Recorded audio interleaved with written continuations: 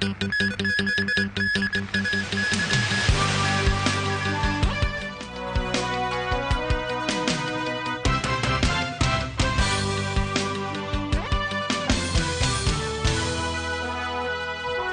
evening. A Manila newspaper report has kicked up controversy over Philippine President Benigno Aquino's response to Chief Executive Leung Chun-ying's demands to resolve the 2010 Manila bus hostage issue. The SAR government issued statements this afternoon to clarify its stance.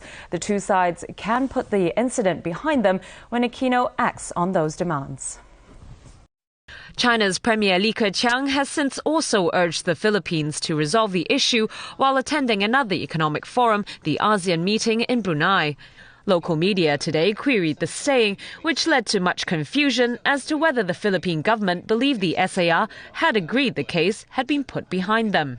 I'm really shocked after I heard for his message, because over the past 3 years, we have tried our best and we have put many efforts to try to settle these tragedies. So I just don't understand why after the Philippine government they didn't take any responsibility, so why we can put this behind. The chief executive met with victims and bereaved family members today. Speaking to the press afterwards, Leung said his government has one aim, that is to keep negotiating with his Philippine counterparts until the victims and their families get a satisfactory answer.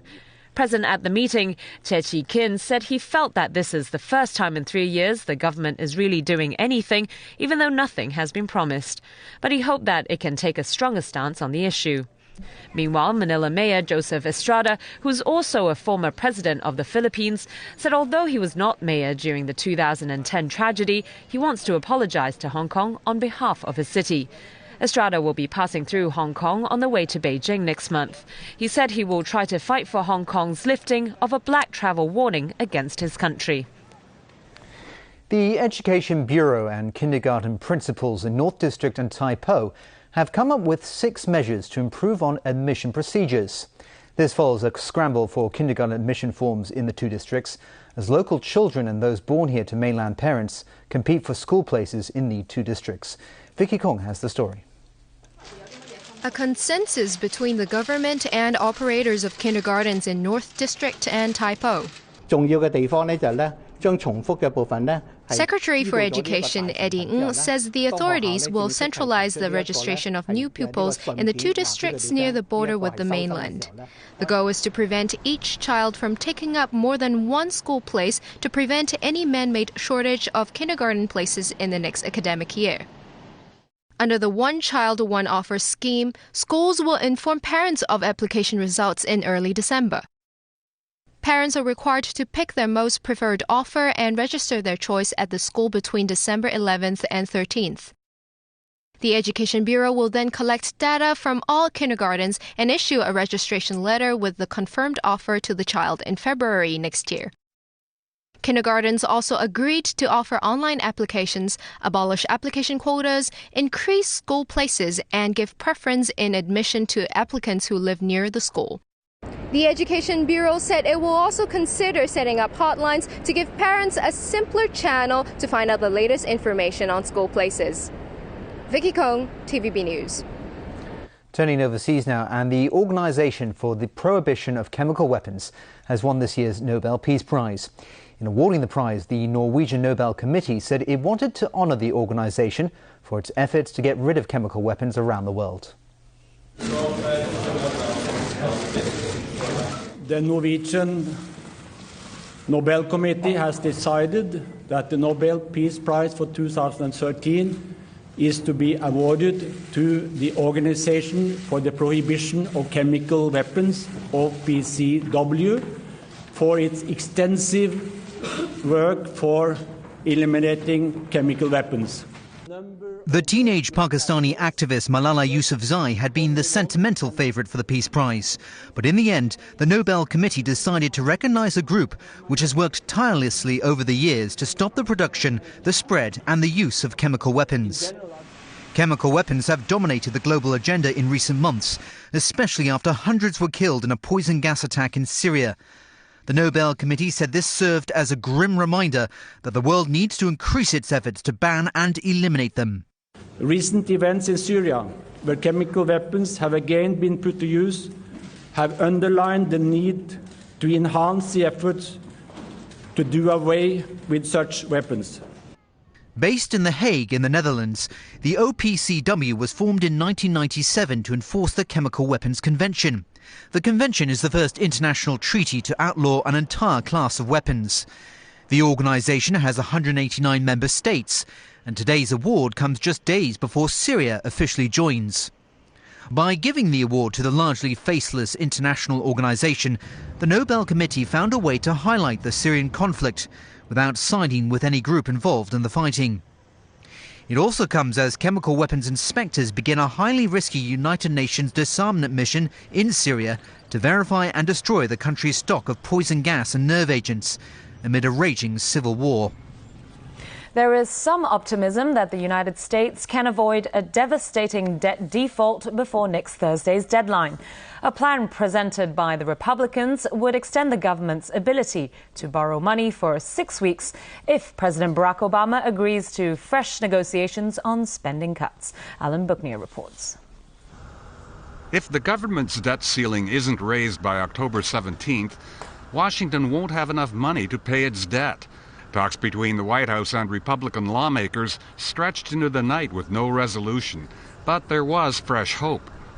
We had a very useful meeting. It was clarifying, I think, for both sides as to where we are. We'll come back to have more discussion. The president said that he would go and consult with the administration folks, and hopefully we can see a way forward after that. And I would hope that the president will look at this as an opportunity and a good faith effort on our part to move halfway to what he's demanded. Under the Republican plan, the partial government shutdown, now 10 days old, would continue until a long-term agreement is reached. White House spokesman Jay Carney said the president prefers a long-term plan, but is willing to talk. The president is happy that cooler heads at least seem to be prevailing in the House, that there at least seems to be a recognition that default is not an option. Meanwhile, economic leaders from around the world warned of the sweeping ramifications if the U.S. government defaults on its debt.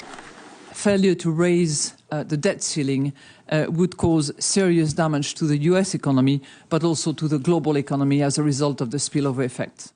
It's probably safe to say that this could cause severe damage to the U.S. economy and to the world economy.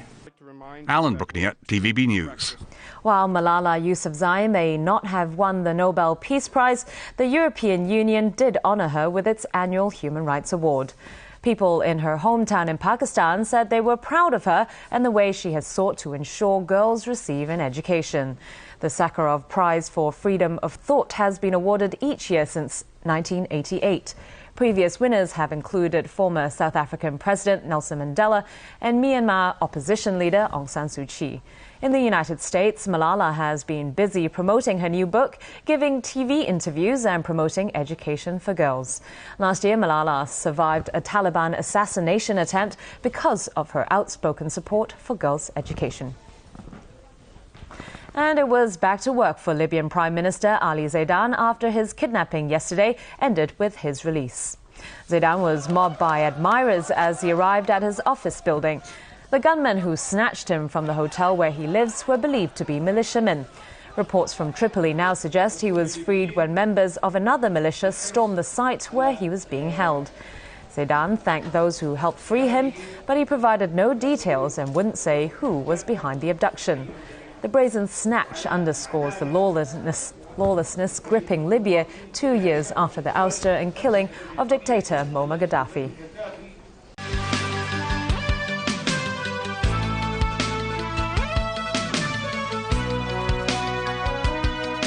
The United States and Vietnam have signed an energy deal that will give market access to American firms while providing assurances that Vietnam will not produce the ingredients for atomic bombs. The deal on civilian nuclear power was signed on the sidelines of the ASEAN summit in Brunei by US Secretary of State John Kerry and Vietnam's Foreign Minister Pham Binh Minh. The so-called 123 agreement requires that Vietnam obtain enriched uranium on the international market instead of making its own. The deal must be reviewed by the Nuclear Regulatory Commission before it goes to US President Barack Obama for formal consideration. Congress then has 90 days to review it. Police in Australia have put the brakes on a sizable drug smuggling operation based out of China. Customs officers say they began taking a closer look at a medium-sized truck bound for Melbourne from Shanghai earlier this month. Before long, 200 kilos of methamphetamine had been discovered in the truck's tires. The haul is worth $190 million. Police say it's the biggest multi-agency drug seizure ever made. 3 people have been arrested. 2 of them are former dock workers from Victoria.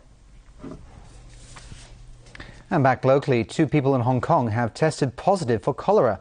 These are the first cases of the year. Evelyn Leung has more details. A 54-year-old woman and her 32-year-old son are the 2 confirmed cases of cholera. Cholera is an infection caused by the consumption of food that contain the bacterium Vibrio cholerae. The pair ate seafood bought from the wet market on Yeung Ok Road in Tsuen Wan, and that's believed to be the source of the infection. This woman said she will continue eating seafood because as long as the items are cooked thoroughly, then they should be fine. Stall owners in the Tsuen Wan market said government officials have already took water samples from their stalls for testing.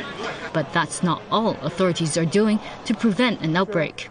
We have also conducted sterilization and disinfection for the 2 canteens, which these 2 patients are working in.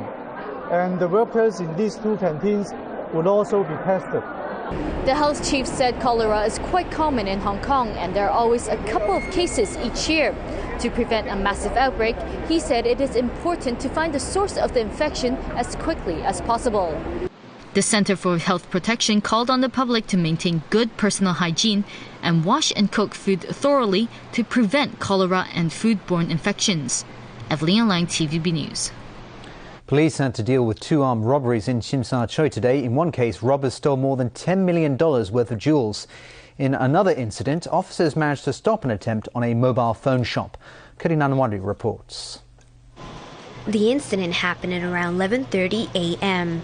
Police said the 23-year-old male suspect disguised himself with a surgical mask, wig and glasses when he tried to rob this mobile phone store in Tsim Sha Tsui with a gun.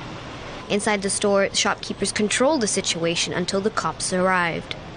The suspect demanded that one member of staff give him the money from the cashier, but the staff member managed to hit the alarm button in secret to alert the police. After receiving a security breach alert, officers rushed to Granville Road wearing bulletproof vests. The suspect was arrested. At the scene, officers found a black bag containing his wallet and university identity card. Police suspect he may have worked part-time at the store. Around the same time, another robbery happened nearby. This jewelry store on number 18 Hanoi Road was the target. 2 thieves disguised as construction workers splashed flammable solution onto staff and pointed fake guns. Using a metal rod to force open the jewelry cabinets, they stole more than $10 million worth of jewelry within minutes. It is unknown whether the 2 crimes were related.